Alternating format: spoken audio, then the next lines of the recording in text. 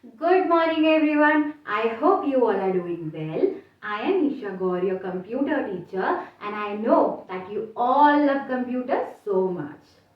So as we know students, in the last class we started a new chapter, that is chapter number 2. And what is the name of the chapter? It is Parts of a Computer. Correct. So, I have already told you that there are 4 parts of a computer and we have already discussed 2 of it, right? So, before moving on to today's class, we will first recapitulate those 2 parts of a computer and then we will move on to the other 2 parts. Okay? Okay. So, the first part of a computer that we have already discussed is CPU. Yes. Who will tell me the full form of CPU? Yes, it is Central Processing Unit. A CPU is the brain of a computer. Just like a human brain controls all the body, similarly a CPU controls all the parts of a computer and then make them work together. Now let's talk about the second part of a computer, that is a keyboard. We have already discussed about it, right? Yes. So what do we see here? There are so many keys. Yes. These are not buttons. What they are called? They are called keys. Yes. And you know, right, that each key has some alphabet, number or symbol written on it. Right? Yes. So what does a keyboard do? Just like we use a pencil or pen to write on a paper, we use keyboard to write on a computer. Okay? Amazing. Now, these two were the parts of a computer that we have already discussed in the last class. Now we will discuss the other two parts of it. Okay? Yes. So the third part of a computer is a mouse. Yes. It is so tiny, right? It actually looks like a real mouse. Right? Yes. So usually a mouse has two buttons, one on right and one on left. And there is a wheel in between which is called a scroller. Now, what does a mouse do? A mouse helps us to control the pointer or the cursor on the monitor. Okay? An arrow that looks like this, it moves along the mouse. Okay? Yes. So, a mouse helps us to point to or click on anything that appears on the monitor screen. So now I will tell you an interesting fact about mouse. Do you want to know it? Yes? Okay. So the first ever mouse that was ever invented was made up of wood. Can you believe it?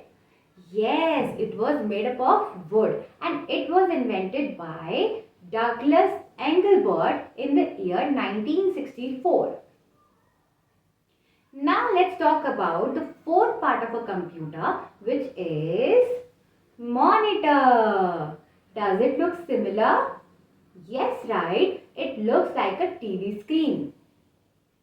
So students, whatever we type on the computer with the help of a keyboard, it appears on the monitor screen. Okay? Yes. And apart from this, what else we can do on monitor? You know, we can watch movie and we can even look at the picture on the monitor screen. So students, these were four parts of a computer and when we put them all together, they make a computer system. See, this is the front view of a computer system. See how they are arranged. Now let's look at the back view of a computer system. See, this is the back view of a computer system and see how the wires are connected to each other. If these wires will not be connected to each other, then the computer system will not work. So students, I hope all the four parts of a computer and what a computer system looks like is clear to you. Now let's discuss another topic, which is input and output. We need to know that what is an input and what is an output. So if you remember remember that in the first computer class we discussed what are machines. You know, right? Yes. So tell me, what are machines? Yes, an AC is a machine, fan is a machine, car is a machine, TV is a machine, fridge is a machine, and computer is also a machine. Yes. So the machines cannot work on their own, They need some information, instruction or command from us. When we give some information, instruction or command to a machine, it is called an input. And when the machine gives us the result of that command, it is known as an output. For example, if I want to switch on a fan, I will first go and switch on the button, right? So this thing is called input. And when the fan will start moving, it is called output. Similarly with computers, we have to give some command to the computer and then the result will appear on the monitor screen.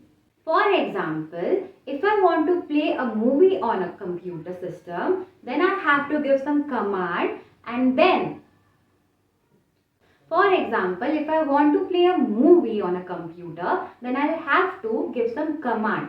That will known as an input. And when the movie will start playing on the monitor screen, it will known as an output. I hope this is clear to you all. Now let's talk about input device and output device. What is an input device? Generally, we use keyboard and a mouse as an input device. Why? Because both of them tells the computer what it has to do. So, both of these are known as input devices. Now let's see what is an output device. The most common type of an output device is a monitor.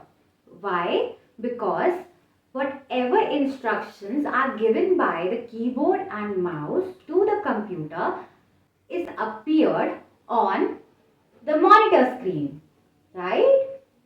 Yes.